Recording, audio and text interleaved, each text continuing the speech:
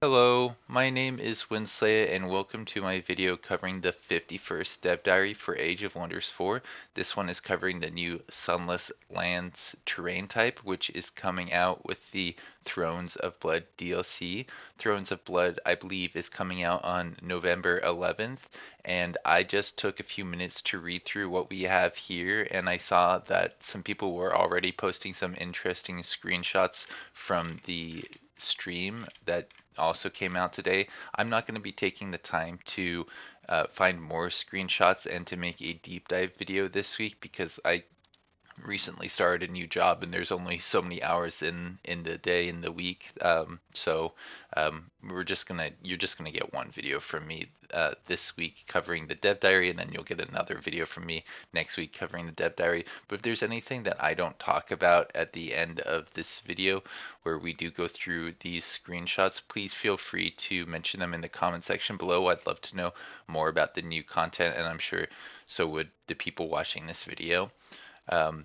This new terrain type is supposed to really lean into the fact that vampires benefit from not being around the sun and they have malices or they aren't supposed to be around sunlight. So this terrain is supposed to be dark and where vampires are typically found on the surface layer if you're underground or have the gloom terrain, the vampires will not have those balances and they'll be safer from the effects of sunlight, I think, until later on in the game. And there's a lot of really interesting stuff that they have tied to Sunless Terrain other than vampires. Like they have a new landmark and two ancient wonders, which they talk about later on in the video. They mentioned that Gloom is a safe terrain type for vampires, and I believe they also mentioned that Underground is another place where the vampires are relatively safe. This is pretty cool. There's a whole river of blood there. Wow, very cool. Um, as well as I think a unit that we have seen in some previous dev diaries or in the previous dev diary. The primary function of terrain is safe haven for vampires and heroes. Yep. Next to that, they're also going to be slightly hostile to people who don't have the Heartless healing and tag that is associated with vampiric units and the bats and gargoyles that we're getting alongside the new vampiric stuff in Thrones of Blood. Eventually, you've learned to adapt your people and are completely immune. So yeah, all the units from the um, new vampire elder faction or ruler rulers that have the vampire thing will make their units basically immune. And there's going to be a way to add the terrain type across the world if you take the new Sunless Highlands realm trait. The other way to see the Sunless Terrain is to just spread it naturally from the vampire ruler's capital. I'm not sure if it spreads from all of their cities, but I guess that would make a lot of sense given that's how Gloom Terrain generally works. You do have to build a special province improvement as the Umbral Disciples, I want to say it is, to get that terrain to spread, but it can spread from all of your cities, and that makes it a pretty powerful effect in general. It seems to say that we also get abundant sunless snow and ice in these provinces where there's going to be less ashland chasms and lava, so it's going to be less warm and more cold type stuff. And I remember seeing somewhere in here that there is uh, yeah, the ability to be an Arctic vampire and a Dune Serpent Primal because this new terrain type synergizes with the adaptations from the primal culture. So um, let's see. I want to say that means that it won't erase the forests, sand, or if it does, then you get the bonuses for the favored terrain if you take the primal faction. It's like a culture actually. If you take the primal culture tag. Sunless in tactical combat is quite interesting. It seems like we're getting two new obstacles, one that spreads quite frequently. I think it's mentioned here, rose vines creates a new rose vine every turn, and so that's gonna go from 1 to 2 to 4 to 8 relatively quickly. Just within 4 turns, one rose vine is going to create 8 of them. At least that's what I'm reading here, and there'll be multiple across the map. So if you leave the combat going long enough, they will just entirely encompass the map. That seems very quick, very interesting, and it's gonna really damage foes and opponents that can bleed. If you've got an elemental that can't have the bleed attack or bleed tag on it, then this isn't gonna affect those units. But most factions aren't just elemental at the beginning of the game. They're going to have some units that can bleed and suffer from this new obstacle type. The other obstacle is Banshee Pods.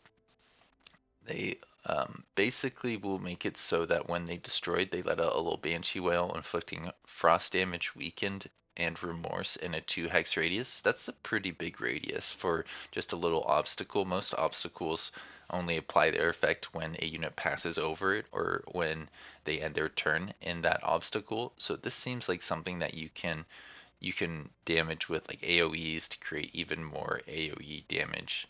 Um, One of the ones that comes to mind though is the well, I guess Lightning Evoker isn't an AoE, but the Pyromancer has an AoE, and that's fire. So you don't really want to set something on fire and then inflict frost damage. I believe there is some kind of anti-synergy there where um, being on fire gives you, I think, frost resistance, or being frozen gives you fire resistance. That might actually be the way that works, and I'm just misremembering the other aspect of that interaction. There is also the fact that there's going to be a new landmark. I think that's what they're talking about here. There's new story regions that allow them to have more of the new wildlife units and this new terrain type.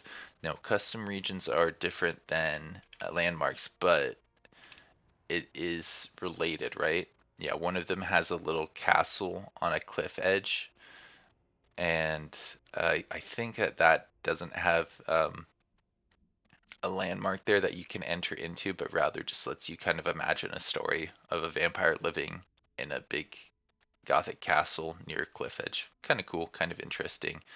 The new magic material is really interesting in that they added it to the list of ores, and now you don't need all of the ores in order to get the Rings of Binding effect. You just need 3 of those ores, and yeah, that means if you have like Focus Crystal, Fire Forged Stone, and Blood Glass like they have here, you're already able to trigger the effect.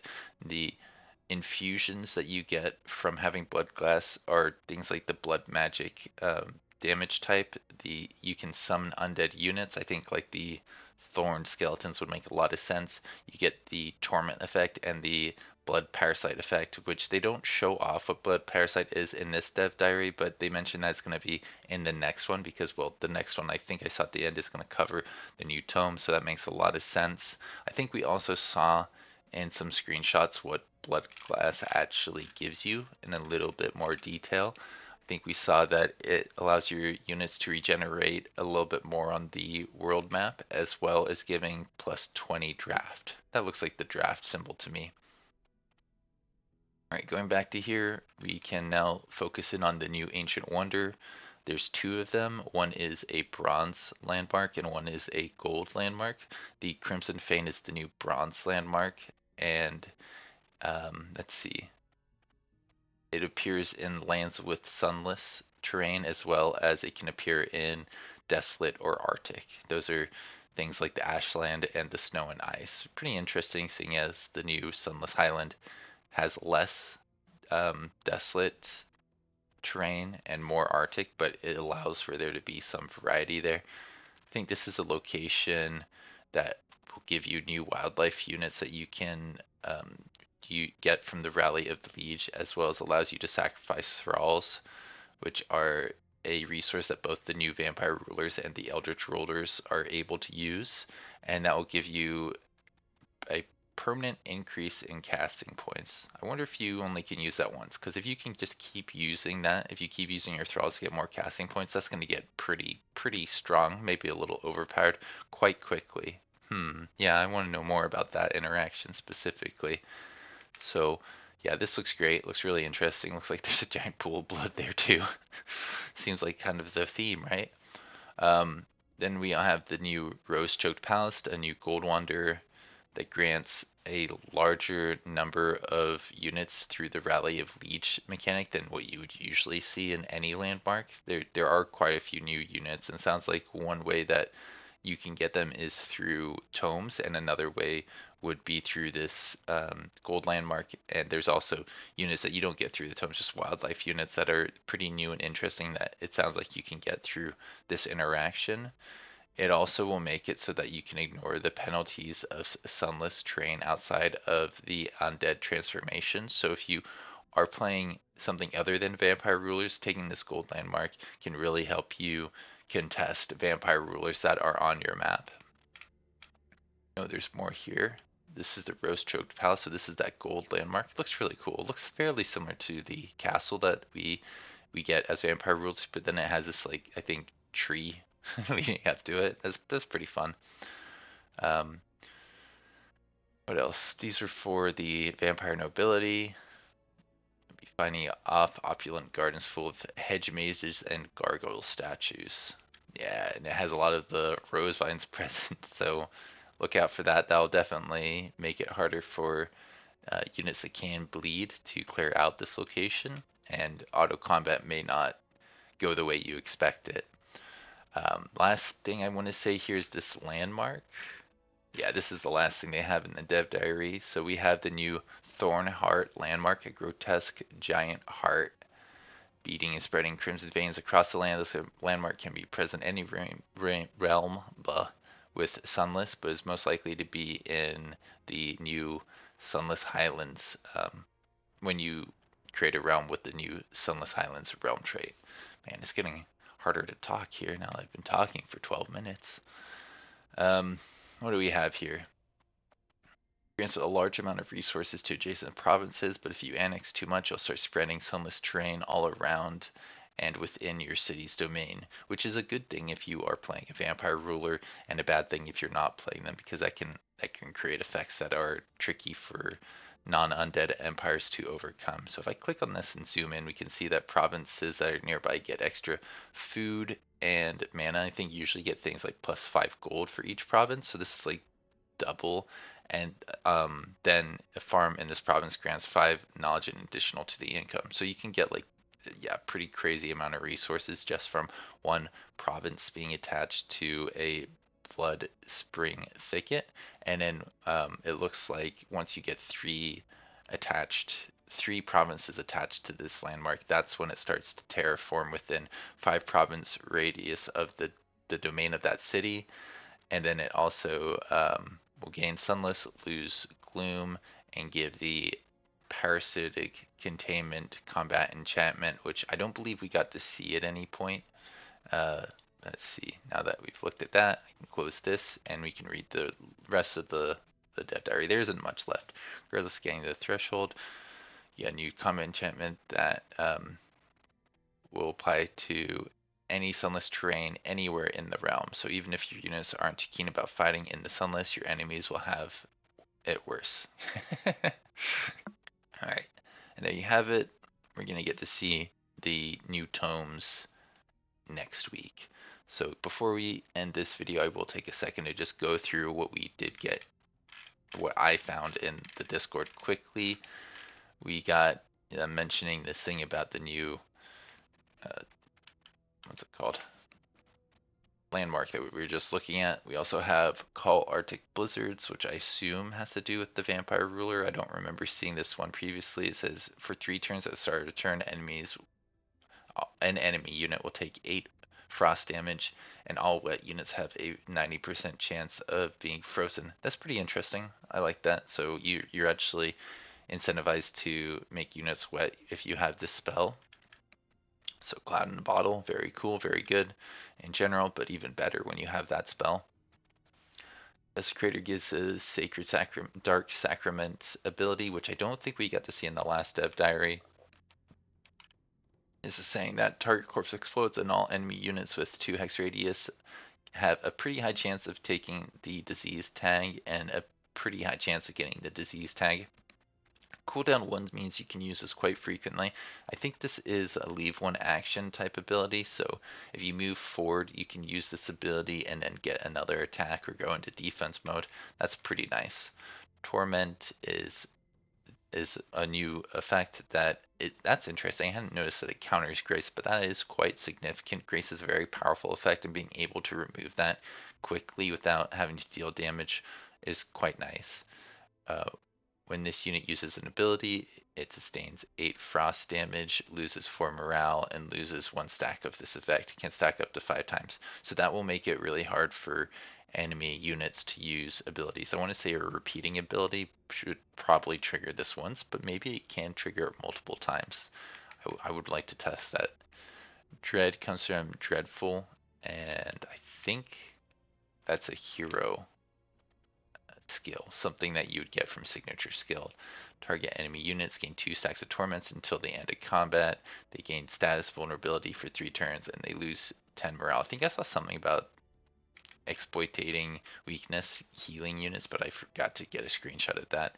Bat Swarm, adjacent enemy units sustain damage. That's not a lot of damage, but it is a free action. And then they have a 90% chance of being blind for 1 turn. This is cooldown 2. That sounds like something that would pair really well with the Tome of Shade's ability to bypass armor and resistance with the blind tag. Start of combat, they conjure a Doombat. That's nice. That's really neat. So yeah, this is like Blightsworn or something like that. Nightsworn maybe one of the new signature skills that they did cover, or at least mention in the last Dev Diary. Then we have Hemomancer, sustain unblockable damage equal to 10% of the maximum HP. Your next attack deals plus 50% damage. Wow, okay, so that's a good way to get extra damage right before you take a big attack. It also gives you blood recovery. That means you get HP when killing a unit with magic, melee, or physical ranged attack. What does that not encompass? I'm missing something. There's a reason they said those 3 things. Um, yeah, and then we saw the blood glass earlier. I've already talked a bit about that. Armor of Contempt makes it so units have +1 armor and, or rather, +1 defense and +1 resistance against attacks for each debuff on the attacker. That's actually really impactful because you can stack a lot of debuffs on enemy units. And then Pain Bound will make it so that when this unit is hit with an attack, it gains +2 morale and a random positive status effect. Okay, that's actually really, really cool and really good. But yeah, that's everything I have for you in this video. I'll see you around and have a good rest of your day.